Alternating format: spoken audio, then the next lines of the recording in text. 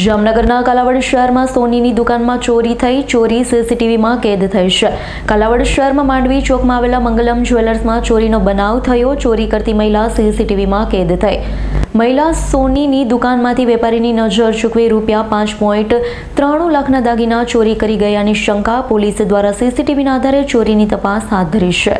જામનગર જિલ્લાના કાલાવડમાં સોનાની દુકાને ગ્રાહકના સ્વાંગમાં આવેલી રાજકોટની મહિલા સોની વેપારીની નજર ચૂકવી ₹5.93 લાખ ઉપરાંતના સોનાના દાગીનાની ચોરી કરી ગયાનું સીસીટીવી ફૂટેજમાં કેદ થતા પોલીસે ગણતરીની કલાકોમાં મહિલાને ઝડપી પાડી સોનાના દાગીના કબજે કર્યા. કાલાવડના સ્વામિનારાયણ શેરી મેઇન બજારમાં રહેતા જયેશ કુમાર નવીનચંદ્ર ઝિંઝુવાડિયા ઉંમર વર્ષ 55 નામના સોની વાણિયા વેપારીની કાલાવડ મેઇન બજારમાં મંગલમ જ્વેલર્સ નામની દુકાન આવેલી છે.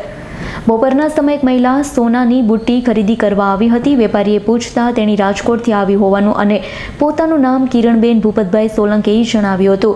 આ દરમિયાન ફોન આવતા વેપારી વાત કરતા હતા ત્યારે મહિલાએ વેપારીની નજર ચૂકવી સોનાના જૂના જુદા દાગીના ભરેલ પ્લાસ્ટિકના 3 ડબ્બા, જેમાં સોનાનું પેન્ડલ, સોનાના ઝૂલા જોડી, સોનાના 23 ઓમકાર, સોનાના 93 નાકના દાણા, રુદ્રાક્ષના 3 પારા, બાળકોની વીંટી, લક્કી સહિત ₹79.300 ગ્રામ સોનાના દાગીના, ₹5,93,854 દાગીના ચોરી કરી ગઈ હતી. હર્ષલ ખંદેડિયાનો રિપોર્ટ, S9 ન્યૂઝ, જામનગર. અમારી તમામ માહિતીથી અપડેટ રહેવા માટે જોડાયેલા રહો S9 ન્યૂઝ સાથે.